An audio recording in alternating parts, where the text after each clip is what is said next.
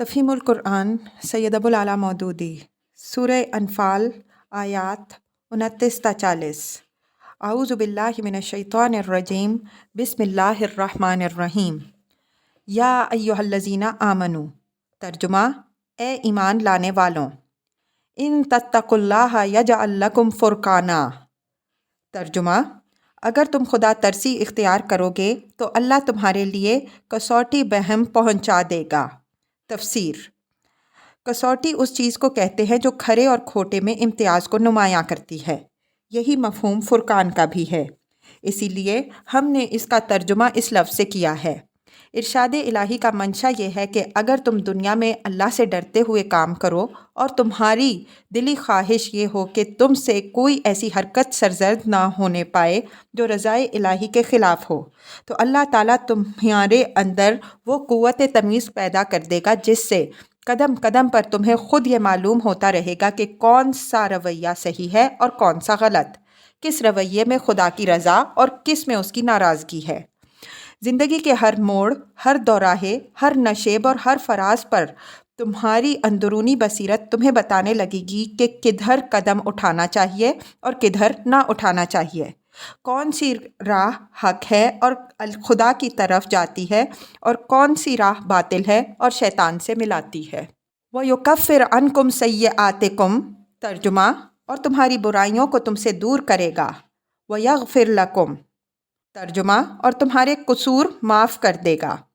وَاللَّهُ ذُو الْفَضْلِ الْعَظِيمِ، ترجمہ اللہ بڑا فضل فرمانے والا ہے۔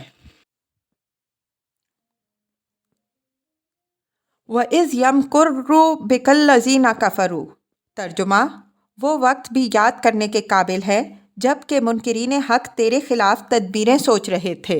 لِيُثْبِتُوكَ، ترجمہ کہ تجھے قید کر دیں۔ اَوْ يَقْتُلُوكَ، ترجمہ یا قتل کر ڈالیں۔ اَوْ يُخْرِجُوكَ، ترجمہ یا جلا وطن کر دیں۔ تفسیر۔ یہ اس موقع کا ذکر ہے جب کہ قریش کا یہ اندیشہ یقین کی حد کو پہنچ چکا تھا کہ اب محمد صلی اللہ علیہ وسلم بھی مدینہ چلے جائیں گے۔ اس وقت وہ آپس میں کہنے لگے کہ اگر یہ شخص مکے سے نکل گیا تو پھر خطرہ ہمارے قابو سے باہر ہو جائے گا۔ چنانچہ انہوں نے آپ صلی اللہ علیہ وسلم کے معاملے میں ایک آخری فیصلہ کرنے کے لیے دارالندوہ میں تمام رؤسائے قوم کا ایک اجتماع کیا اور اس امر پر باہم مشاورت کی کہ اس خطرے کا سد باب کس طرح کیا جائے۔ ایک فریق کی رائے یہ تھی کہ اس شخص کو بیڑیاں پہنا کر ایک جگہ قید کر دیا جائے اور جیتے جی رہا نہ کیا جائے، لیکن اس رائے کو قبول نہ کیا گیا کیونکہ کہنے والوں نے کہا کہ اگر ہم نے اسے قید کر دیا تو اس کے جو ساتھی قید خانے سے باہر ہوں گے وہ برابر اپنا کام کرتے رہیں گے اور جب ذرا بھی قوت پکڑ لیں گے تو اسے چھڑانے کے لیے اپنی جان کی بازی لگانے میں بھی دریغ نہ کریں گے۔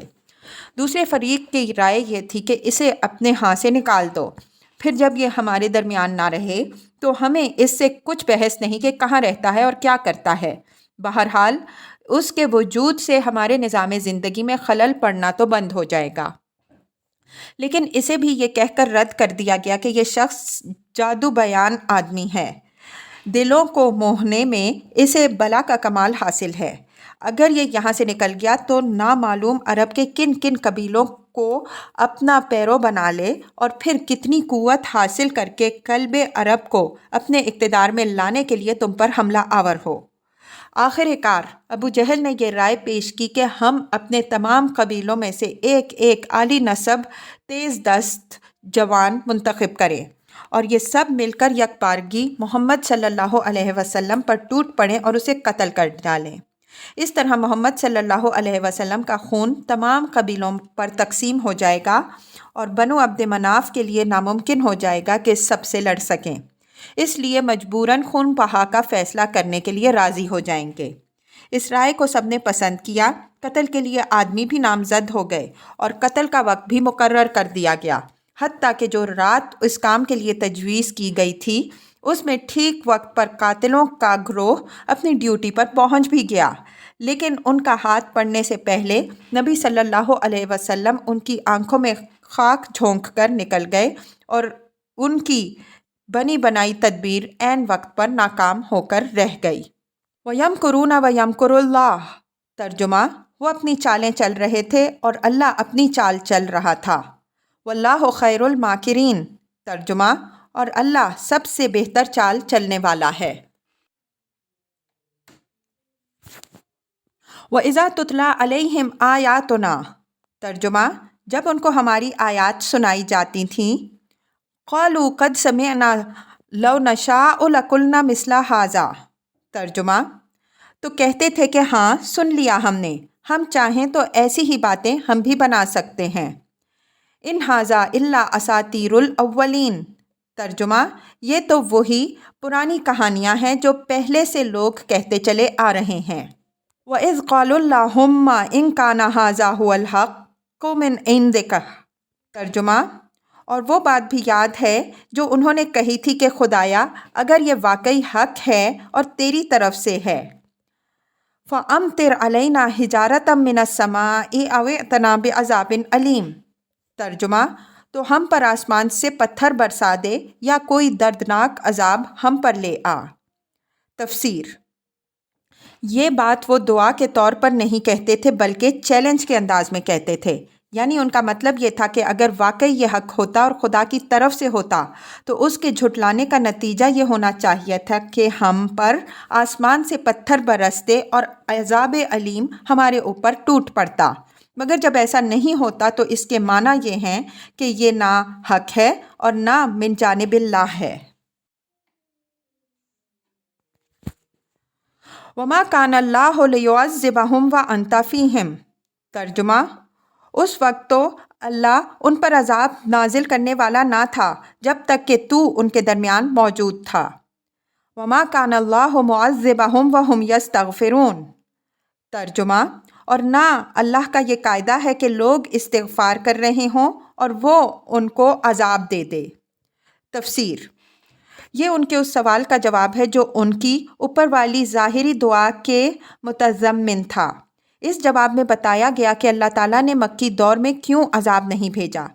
اس کی پہلی وجہ یہ تھی کہ جب تک نبی کسی بستی میں موجود ہو اور حق کی طرف دعوت دے رہا ہو، اس وقت تک بستی کے لوگوں کو مہلت دی جاتی ہے اور عذاب بھیج کر قبل از وقت ان سے اصلاح پذیری کا موقع سلب نہیں کر لیا جاتا۔ اس کی دوسری وجہ یہ ہے کہ جب تک بستی میں ایسے لوگ پے در پے نکلتے چلے آ رہے ہوں جو اپنی سابقہ غفلت اور غلط روی پر متنبہ ہو کر اللہ سے معافی کی درخواست کرتے ہوں اور آئندہ کے لیے اپنے رویے کی اصلاح کر لیتے ہوں، اس وقت تک کوئی معقول وجہ نہیں ہے کہ اللہ تعالیٰ خواہ مخواہ اس بستی کو تباہ کر کے رکھ دے۔ البتہ عذاب کا اصلی وقت وہ ہوتا ہے جب نبی اس بستی پر حجت پوری کرنے کے بعد مایوس ہو کر وہاں سے نکل جائے یا نکال دیا جائے یا قتل کر ڈالا جائے اور وہ بستی اپنے طرز عمل سے ثابت کر دے کہ وہ کسی صالح عنصر کو اپنے درمیان برداشت کرنے کے لیے تیار نہیں ہے۔ وَمَا لَهُمْ أَلَّا يُعَذِّبَهُمُ اللَّهُ وَهُمْ يَصُدُّونَ عَنِ الْمَسْجِدِ الْحَرَامِ۔ ترجمہ: لیکن اب کیوں نہ وہ ان پر عذاب نازل کرے جب کہ وہ مسجد حرام کا راستہ روک رہے ہیں۔ وَمَا كَانُوا أَوْلِيَاءَهُ۔ ترجمہ: حالانکہ وہ اس مسجد کے جائز متولی بھی نہیں ہیں۔ إِنْ أَوْلِيَاؤُهُ إِلَّا الْمُتَّقُونَ۔ ترجمہ: اس کے جائز متولی تو صرف اہل تقوی ہی ہو سکتے ہیں۔ وَلَكِنَّ أَكْثَرَهُمْ لَا يَعْلَمُونَ۔ ترجمہ: مگر اکثر لوگ اس بات کو جانتے نہیں۔ وَمَا كَانَ صَلَاتُهُمْ عِندَ الْبَيْتِ إِلَّا مُكَاءً وَتَصْدِيَةً۔ ترجمہ: بیت اللہ کے پاس ان لوگوں کی نماز کیا ہوتی ہے، بس سیٹیاں بجاتے اور تالیاں پیٹتے ہیں۔ تفسیر: یہ اشارہ اس غلط فہمی کی تردید میں ہے جو لوگوں کے دلوں میں چھپی ہوئی تھی اور جس سے عام طور پر اہل عرب دھوکہ کھا رہے تھے۔ وہ سمجھتے تھے کہ قریش چونکہ بیت اللہ کے مجاور اور متولی ہیں اور وہاں عبادت بجا لاتے ہیں، اس لیے ان پر اللہ کا فضل ہے۔ اس کے رد میں فرمایا کہ محض میراث کے مجاورت اور تولیت پا لینے پر کوئی شخص یا کوئی گروہ کسی عبادت گاہ کا جائز مجاور و متولی نہیں ہو سکتا۔ جائز متجاور اور متولی تو صرف خدا ترس اور پرہیزگار لوگ ہی ہو سکتے ہیں، اور ان لوگوں کا حال یہ ہے کہ ایک جماعت کو جو خالص خدا کی عبادت کرنے والی ہے، اس عبادت گاہ میں آنے سے روکتے ہیں جو خالص خدا کی عبادت ہی کے لیے وقف کی گئی ہے۔ اس طرح یہ متولی اور خادم بن کر رہنے کے بجائے اس عبادت گاہ کے مالک بن بیٹھے ہیں اور اپنے آپ کو اس بات کا مختار سمجھنے لگے ہیں کہ جس سے یہ ناراض ہوں اسے عبادت گاہ میں نہ آنے دیں۔ یہ حرکت ان کے نا خدا ترس اور نا پرہیزگار ہونے کی صریح دلیل ہے۔ رہی ان کی عبادت جو وہ بیت اللہ میں کرتے تھے تو اس کے اندر نہ خشوع و خضوع ہے، نہ توجہ اللہ، نہ ذکر الہی، بس ایک بے معنی شور و غل اور لہو و لعب ہے جس کا نام انہوں نے عبادت رکھ چھوڑا ہے۔ ایسی نام نہاد خدمت بیت اللہ اور ایسی جھوٹی عبادت پر آخر یہ فضل الہی کے مستحق کیسے ہو سکتے ہیں، اور یہ چیز انہیں عذاب الہی سے کیوں کر محفوظ رکھ سکتی ہے؟ فذوقوا العذاب بما کنتم تکفرون۔ ترجمہ: پس اب لو اس عذاب کا مزہ چکھو اپنے اس انکار حق کی پاداش میں جو تم کرتے رہے ہو۔ تفسیر: وہ سمجھتے تھے کہ عذاب الہی صرف آسمان سے پتھروں کی شکل میں یا کسی اور طرح قوائے فطرت کے ہیجان ہی کی شکل میں آیا کرتا ہے، مگر یہاں انہیں بتایا گیا ہے کہ جنگ بدر میں ان کی فیصلہ کن شکست، جس کی وجہ سے اسلام کے لیے زندگی کا اور قدیم نظام جاہلیت کے لیے موت کا فیصلہ ہوا ہے، دراصل ان کے حق میں اللہ کا عذاب ہی ہے۔